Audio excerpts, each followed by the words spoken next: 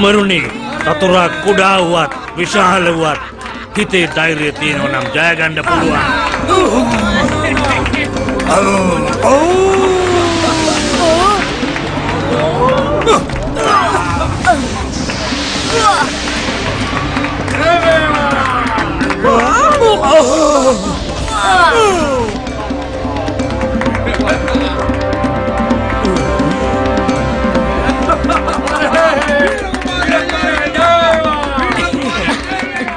අපූර්වයි කුමරුනි, අපූර්වයි. මහරජතුමාගේ උපන්දින උත්සවයේදී ඔය අනිවාර්යයෙන්ම හැම හරඹයක්ම ජය ගනීවි.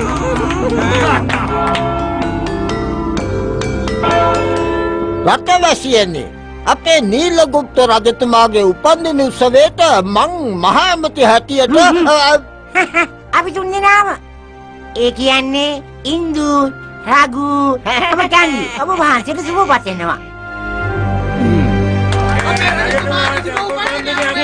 ඒ වගේම අපේ රජතුමාගේ උපන්දින උත්සවය වෙනුවෙන් විශේෂ අමුතු වගේක් ඇවිත් ඉන්නවා.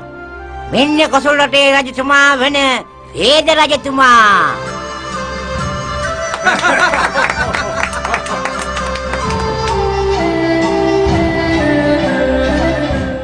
ඉස්සර ඉඳන්ම අපේ මිතුරෙක් වෙන බල්ලුක නායකතුමා. එතකොට අරාබියෙන් අලිකාන් රජතුමා. ඒ වගේම චීන දේශයේ රජතුමා චින්චුන්. අපේ නීලගුප්ත රජතුමාගේ පොඩි කාලේ ඉඳන්ම යාළුවා. සවැත් රටේ රජතුමා පිළිගන්නේ රන්මයි. ඔන්න දැන් සපත් වෙනවා රාජ සභාවට.